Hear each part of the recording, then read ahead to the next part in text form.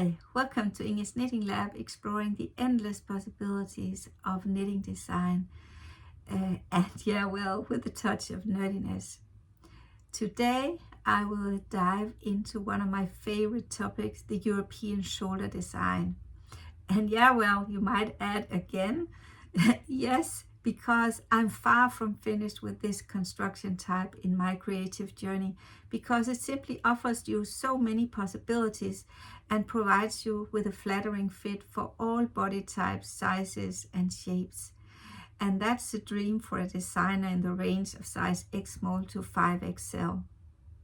So in today's episode, I'll dive into how I'm shaping the upper body even more, building on the Cocoknits method or technique. So what's new? I'm tailoring the sleeve to mimic a sewn set-in sleeve, however, knitting it top down with no need for piecing and seaming, no seams. And this approach will resolve some of the common issues seen at the armhole and underarm here in traditional designs. And I haven't seen it in any knitting pattern before in the European shoulder construction. So I'm all excited to tell you how this works in practice in my new design in progress. So while showcasing this touch to the design here, I will show you my newest design in progress, the tree-trunk cardigan for men, women, and kids, and also the twisted forest vest or pullover, which will, I guess, also become a sweater and cardigan later on. In the end of the video, I will share my Christmas plans. And first of all, I plan on releasing these felted pearl slipper boots as a pattern with a seamless design fully tailored to your foot, but more about that later. And I will also share my plans for this Christmas sweaters this year. It has become a tradition to make Christmas sweaters for my grandchildren, and now I have 5 to knit for. So let's shortly look at the design that I've chosen this year. Wow, while I was out getting pictures in the nice lighting and snow here, it turned pitch black here and the snow has fully covered the windows, so I have turned on more artificial lights here, so it looks a bit different. These knitting podcasts are made possible by my passion for knitting and my dedication to our creative community here, and by your support.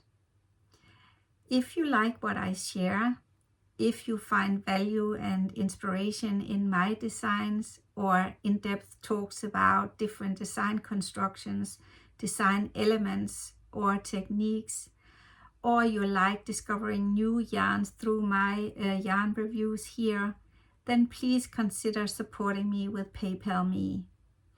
Your contribution will help me cover the costs of running these knitting podcasts, create fresh designs, and bring new yarn content in the episodes. It's like buying me a skein of yarn, a virtual one, that will help me keep going on my creative journey. And every bit of support will help me keep inspiring and stay connecting in this wonderful knitting community. You will find the link to my PayPal Me down below in the description box. And thank you very much for being part of my knitting space here. Your feedback and thumbs up and nice comments, it's so inspiring for me. So thank you very much. I'm very grateful. Now let's move on to dive into the European design construction. Maybe you have seen some of my other episodes covering the European shoulder, where I talk about this design having a totally different look depending on how many increases you do on the back, because you can make a drop down shoulder and you can move in the back increases so that it will give you a more tailored fit of the sleeve. And now I'm going in full Monty, so to speak, to get you the sewn set-in tailored sleeve. And I've been working on this approach to the sleeve in the tree trunk sweater and even more in the lacy cable tee. And now I have figured out the last thing to solve to get you the set-in sleeve in this new cardigan. And we will have a look. But first we need to understand the problems that may arise when doing this sleeve. So let's have a look at this vest or pullover here for my husband and see what I encountered here when doing this design. I have moved the mannequin a bit forward here so we can look at some of the issues you will encounter with this construction depending on where you place your back increases. And yeah, well, this is for my husband, however, on a female mannequin, but for the purpose of this demonstration, it doesn't matter because they have the same width of the back. Of course, he doesn't have a bust and his hips are much smaller, but again, it doesn't matter here. So what we will look at this twisted forest with cables here is two different sides. So this side gives you the problem, and I've tried to solve it over here. So let's start focusing on the issue here. So when my husband tried on the vest, it became obvious to me that I didn't like it, because look at this. Far too much fabric over here at the front side, and I can tell you it's not just a matter of the bust on this mannequin, because it looked the same way on my husband. So I would think what is it? And it looks bad, because how can I solve this? And remember, I'm not born into the sewing business or knitting business, designing business. I'm a master in engineering with a touch of math and physics and a lot of chemistry. So I was all puzzled on this, and I thought, well, then I have to go back to my designer office and explore on the internet to see what causes this problem, because in engineering business we talk about cause and effect, and the effect here was not nice. So let me go back to the desk and I will show you what I found, and afterwards we can look at how I solved the problem over here. Let's have a look at this sketch here I found at threadsmagazine.com explaining the principle of a tailored sewn set-in sleeve. So here on the left hand side we see the back piece and the front piece and the armhole here. And if we want to do a set-in sleeve, this would be an incorrect way of doing it if we have the same way of the curves here front and back. So let's look at the right hand side. Here we see the back piece almost with the same kind of slope over here. However, the front piece is different from the back piece over here in more ways.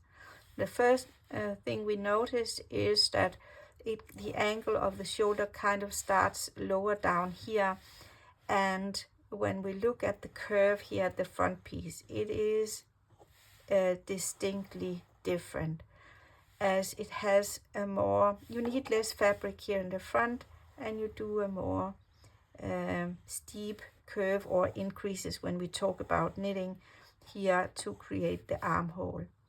And this is of course due to the anatomy of our shoulder, our arm and our upper bodies.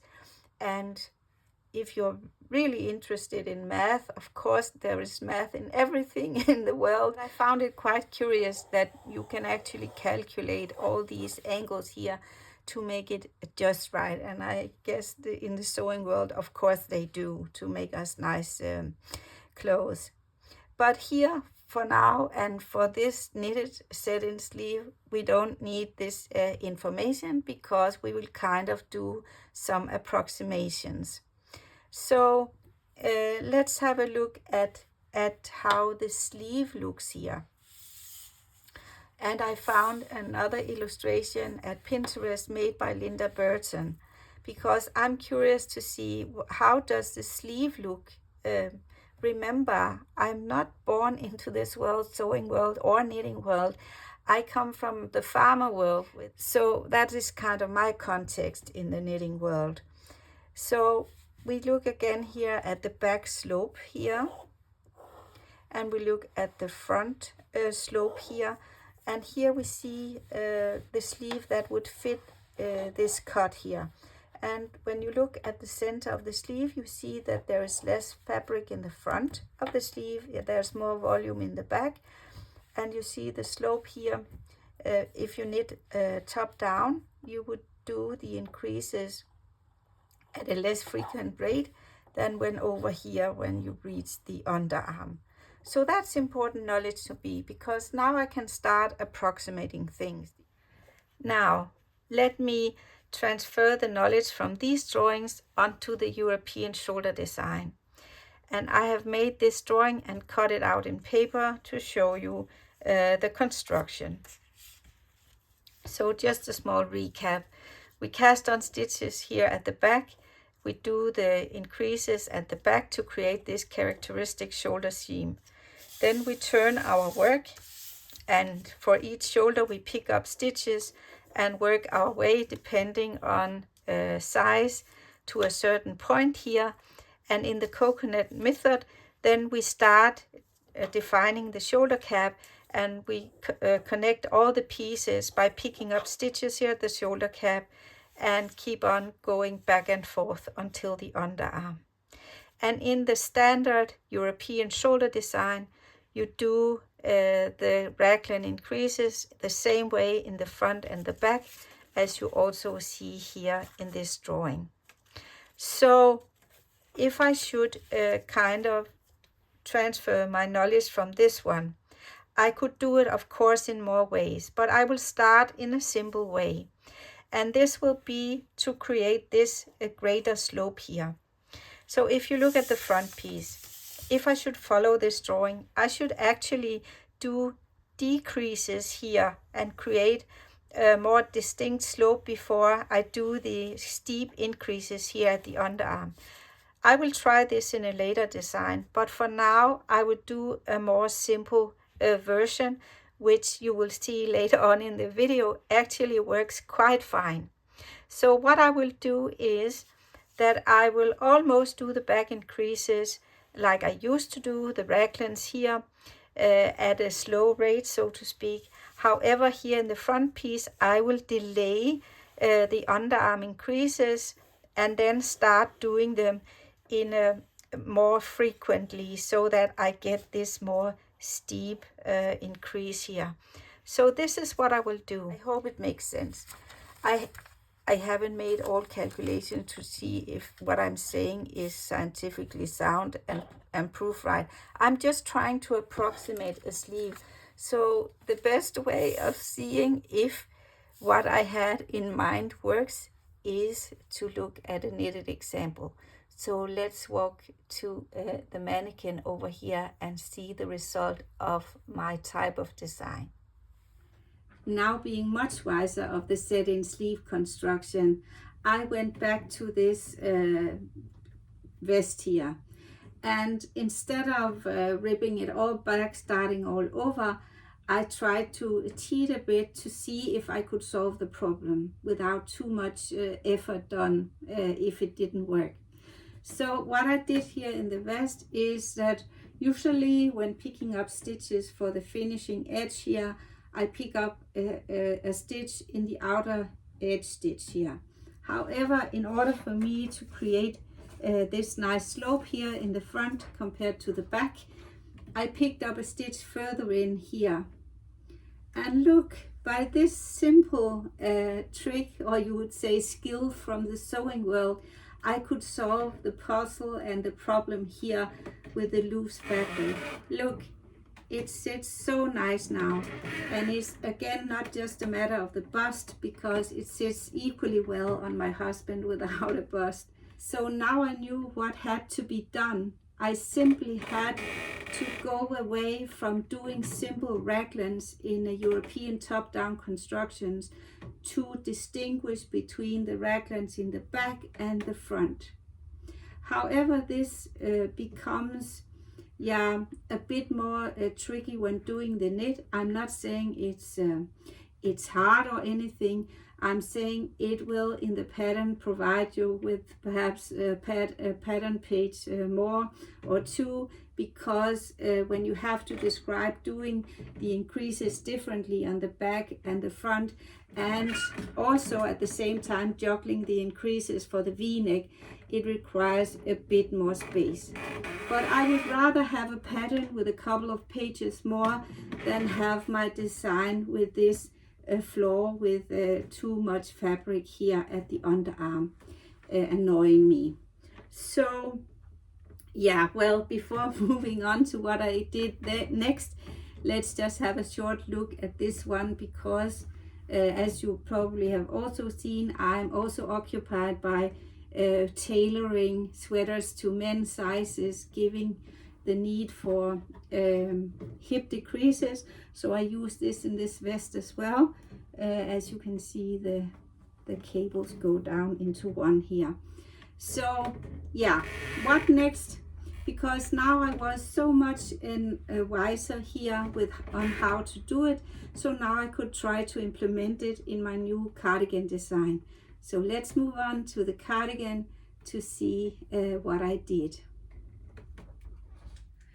So I started designing the cardigan in the male edition of this tree trunk sweater, and I used the pattern as a foundation, the male edition.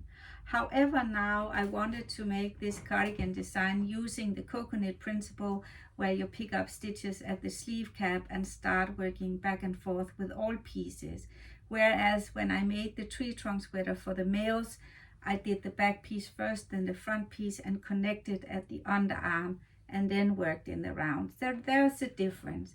And it was clear that this difference would make a difference in the new design, because when picking up stitches here at the sleeve cap, to have a set-in sleeve construction with a tailored sleeve, then I needed to go further in and stop the back increases even before than I did with the sweater. So you see here, maybe you see on the mannequin, because this resembles the back of my husband, that actually I increased 2 stripes too many, so that I needed to get this back. And when I have a shorter piece here, the way of doing this set-in sleeve becomes even more profound. So this is what I did, and I am so lucky. No, let me get back to the table and I will tell you the next story. If you saw my previous episode with a Halloween hat in the thumbnail, you would have perhaps seen me present the design in a miniature. I always start in the small sizes, so I figure out how would I like the design to be, and it tweaks and twerks, and it's easier for me to scale later on when I have learned more about my design. But when looking at it after the previous episode, I looked at these buttons. You can see a picture here, and I thought they were too big. 2.5 millimeter for a child that's 1 inch is, I thought, too much. For an adult, fine. So I cut off the buttons, and I had a lot of buttons for Robin to see, so that my grandson could choose his own buttons, and he chose this one. It's 22 millimeters, I think, and it is blue and brown and green, kind of an eternity wheel here. So he was quite happy with these buttons. And you may wonder, well, how come there are no buttonholes in the male versions over here? It's because I would like to embrace that you use different kind of yarns, and you have different length of bodies, or using different colors, shortening the fabric in a different way during blocking. So I will make afterthought buttonholes. In this way you can have them sit exactly where you want, or the number you want. It is so easy to do it afterwards. I will make, as usual, tutorials on how to do it. And I'm also using the steeking method. So if you are a bit uncertain on steeking, having tried it before, I think it would be a perfect project to start doing steeking, because it is easy in this one. and I'm not very fond of purl stitches, so the sooner the better that I can connect to continue in the round, yeah, the better it is for me. And this also leads me to this braid here, that the lateral braid that I have included in the design. It serves two purposes, not just looking nice here. However, it has a structural functionality, because when changing from one stitch pattern to another, it keeps the structure, the fabric in place, and gives it some texture and hold. And especially here when you do the button band and you pick up stitches and make this lateral braid that you also see here in the back, it helps you to get this very nice and firm and straight looking button band. I will show you a picture on how it looks on the other side to resemble also the inside of the fabric. Yeah, I was happy with the first one. However, when doing these sizes, you have considered the differences from size baby to size very old, because every body type or body size or age have their own small twists and twerks, and baby shoulders and children's shoulders are very small. So when I want to make this European shoulder with the coconut method and differentiate here, there is not much room, so you have to consider both the gauge. You cannot use a big gauge for a baby because there's simply not enough room to do the back increases and do the tailoring here. And another thing with children is a color. And when my grandson had the first one, then he said to me, "You know what, Grandma? Yeah, well, he's 3 years old, and sometimes he sounds like an old wise man. I don't know what it is with children, but he said, you know, Grandma, I wear a lot of black clothes. Could you tell my mom that I would like more colorful clothes, and maybe you could knit me a green cardigan because I would like green?" And yes, I said, sure, I can, Robin. And then he actually gave me the idea to play a bit more with the colors, that you can do the body or this cardigan in one color and the ribbing in another color. And he chose the colors himself. So he had this in green, and also chose the buttons for this one, actually changing in blue and green. So yeah, well, I may, it felt uncomfortable to me to do this. I would say it's call me old-fashioned or whatever, but I think I got ideas to play a bit more with colors, at least for the children's cardigans. And you can see ideas if you like it for adults as well. Yeah, well, then I posted pictures on Instagram of these cardigans, and then Ina, one of my former testers of the tree trunk sweater, the male edition, she said, well, wow, are you making one for males soon in the adult sizes? And I said, yeah, I'm working on the design, but I don't know when it's ready, because I'm trying kind of to slow down a bit, not having 3 designs in my head at the same time, or at least testing the same time. Oh, I'm sad, she said, because I would like to make one for my son and also one for my husband. And then I thought a bit about it, because I'm not fond of the word no. I mean, nothing is impossible, right? It's just a matter on how you do it. So giving me a no, I would be a rebellion. So I thought, well, what can I do here so that we could accommodate something for Ina? And then I came up with the idea that maybe I could provide her a pattern in small pieces, just like an advent calendar, so to speak, and she could start working on the pattern.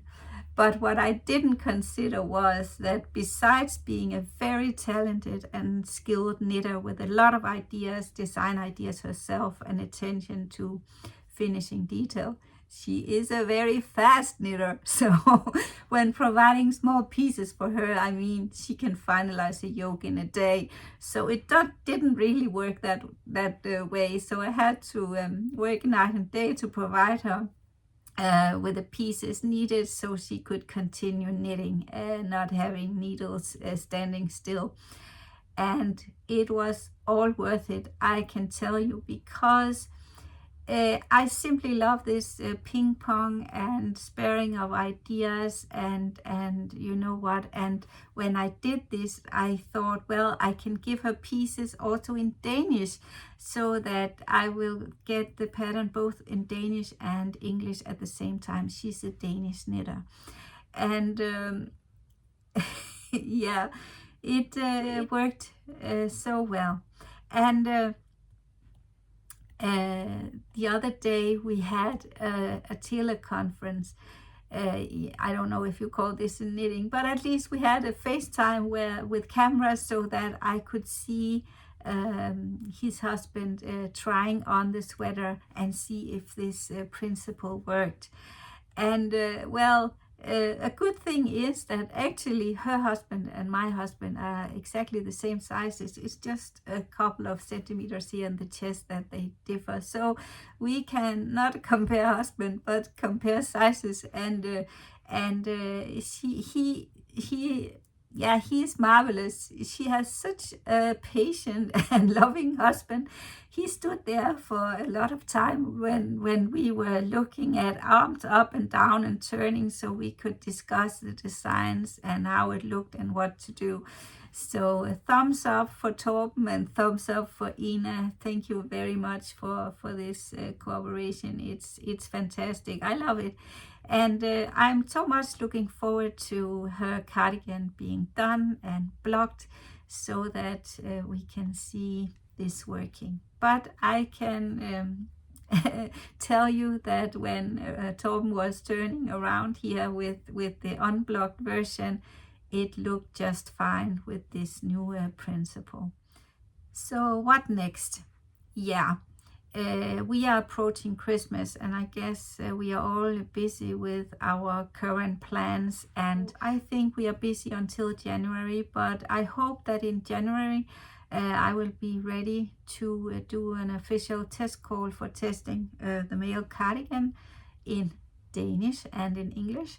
And then if you're interested in testing, so please let me know already. You can send me an email and we can start the dialogue, because I think I have found my way on doing this testing process. So first, on requirements. There are no requirements to your skill level or how many years you have knitted, because I think testing should represent the knitters' population as is. And we all have a big contribution when testing. We see things in a different way. So that's one thing. And the other thing is, the most important thing is to have the same pattern, having it in Google Docs where we can comment and people can see each other's comments and learnings.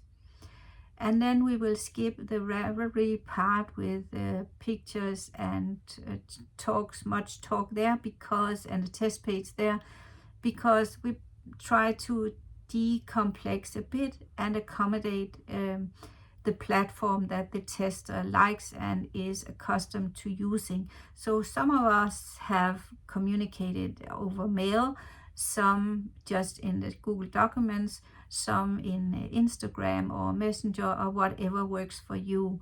So which is more easy, and sending pictures along the way. It's very important for me to see progress pictures, because, and not just of the final piece, because you know, if we need design changes, we look at the piece along the way to see if we should do twists and twerks in the different sizes.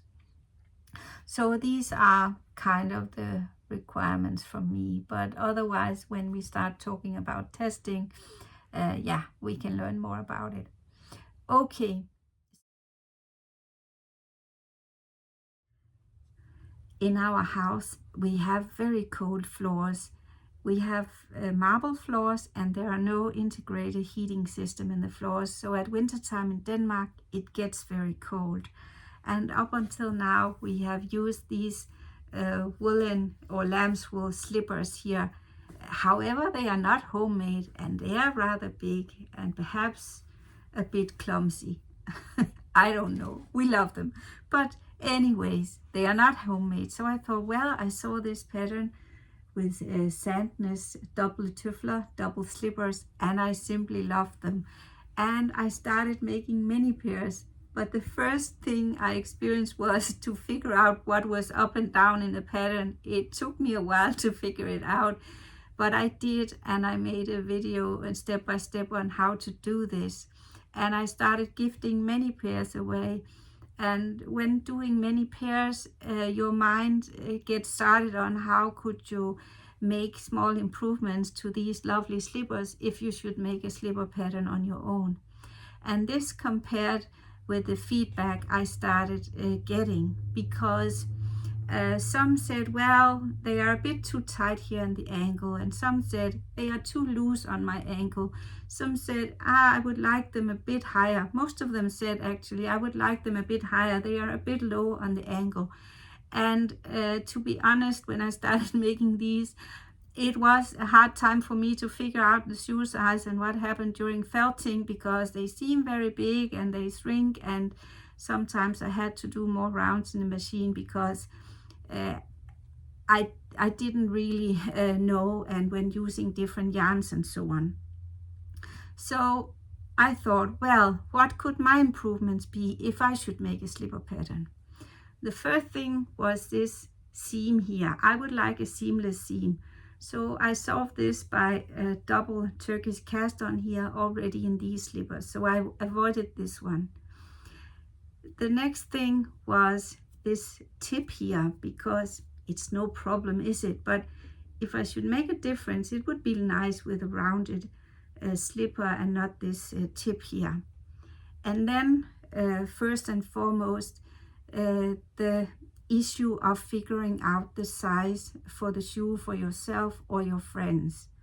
And I thought, well, math should be able to help you. There has to be some proportions in feet that will help you. And I figured it out, there is. And this combined with the factor of felting made me do this pattern where you don't need the shoe sizes. The only thing you need for a fully tailor-made slipper is that you put your foot on a paper and make a drawing to get you the full length of measurement of your foot, and these measurements from the heel to the ankle and from the ankle to the toe. And then when you start on knitting my slipper, I will show you the first one. It looks like this, and I call it the felted pearl slipper boots. And these boots are knitted also here from the heel, just like the sandness. However, they are not double, they are single. And I knit onwards here and connect here. I knit back and forth here, and I connect to continue in the round. And then I decrease for the feet here and pick up stitches here to make the shaft for the slipper here. And the smart thing here is then when you start knitting, you knit until your ankle, and then you add the multiplication factor given in my pattern to give you your tailored shoe, including the factor of felting. Then you keep on knitting again here and add the multiplication factor. And then after felting, you get a slipper fully tailored to exactly your feet. And that's, I think, is the charm behind it. And let me show you one other I tried in another yarn gauge here, where you see there is no seam, and I have eliminated this here by shaping the heel a bit and then continuing here. And another good thing I think is that I have used this lateral braid here. I love this. It gets a bit blurred when felting, but actually it doesn't matter that much because it serves two purposes. Besides being looking nice, it serves the purpose of holding the texture or the fabric together, so that when you wear your shoe, it gives you some hold. What do we call it in English? But it gets you the hold of the shoe. You can see here it can, and it's a single layer, which leads me to the yarn, because this one was Drops Alaska and it's a plied yarn, but I will highly recommend you to use this type of yarn, which is not plied, it's fluff yarn. And this one is Viking Naturgarn nature yarn. But also the next pair I'm making here is in Drop Snow, also this type of gauge and yarn, and it's definitely affordable. So only using 4 or 5 bullet skeins, depending on your shoe size, of course, you can make these slippers here.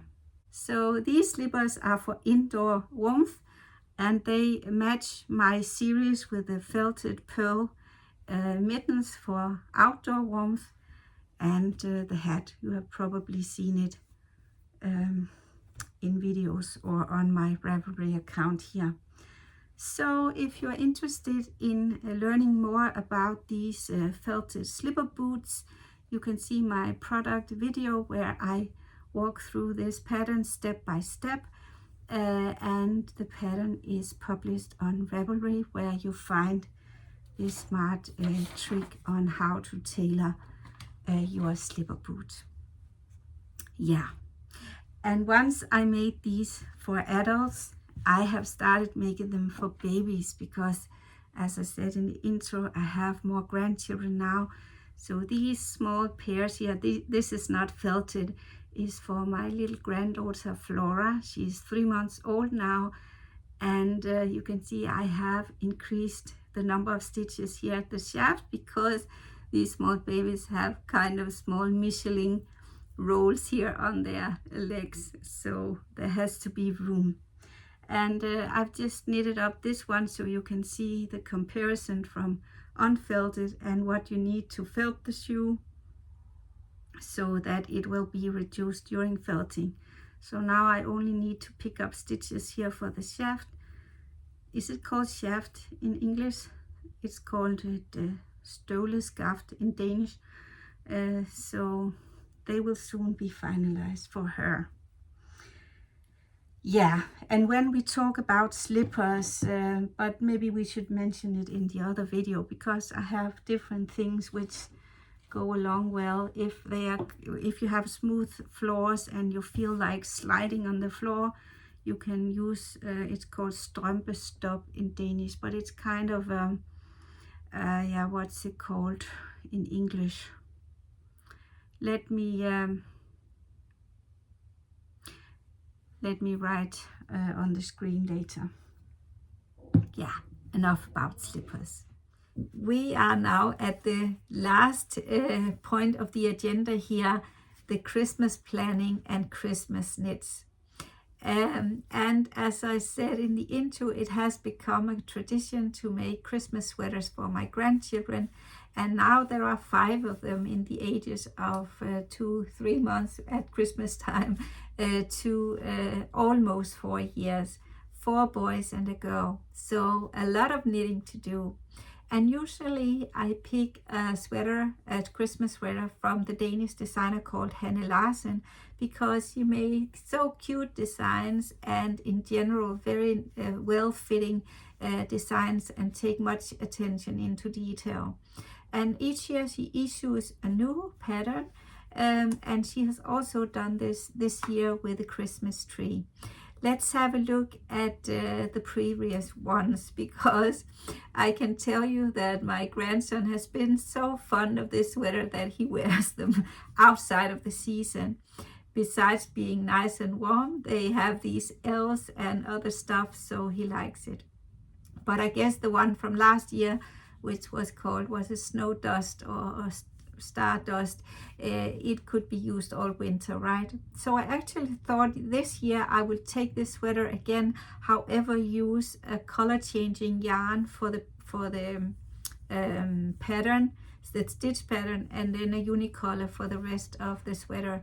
But then I came across this one made by Drops Design. Isn't it cute?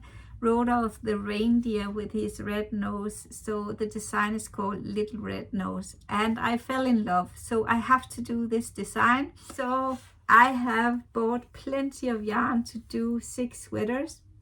However, in the pattern they recommend, I think it's called Drops Merino Superfine or something, but it's a superwash wool, and I know they will grow, and I can't tell what happens with it after blocking and wear. So I have chosen the Drops Daisy instead, giving me the same gauge, I guess, so the same color range here. So it'll be interesting to see. It is a bit of a bigger gauge than I usually do for these Christmas sweaters, because the other years I have used Drops Flora because of the Fair Isle, and you end up having the 2 strands, making it a thicker knit. So this one will be fairly thick, I guess, but not so warm as the alpaca, I guess. Yeah, just a few words on this yarn. Maybe you've seen my review before. It will pill a bit, or a lot actually. However, with a lint remover you can remove the issue. So I think it is a nice yarn because it is ever so soft. However, if I, with my new wisdom, so to speak, or what I know now about other yarns, I think I would have chosen Viking Trend Merino instead. It is also a non-superwash yarn and being better than this one. I also use this for the vest over here. But let's see. There are many Christmases to come, so I have many yarn brands to cover yet. So yeah, I guess this was all in today's episode. So hopefully you found this inspiring and would like to try out yourself to make a set-in sleeve seamless. So until the next episode, have a nice knitting life and enjoy your Christmas knits and project, and let's meet in the next episode. Roger and over from Ingesknittinglab. Bye bye.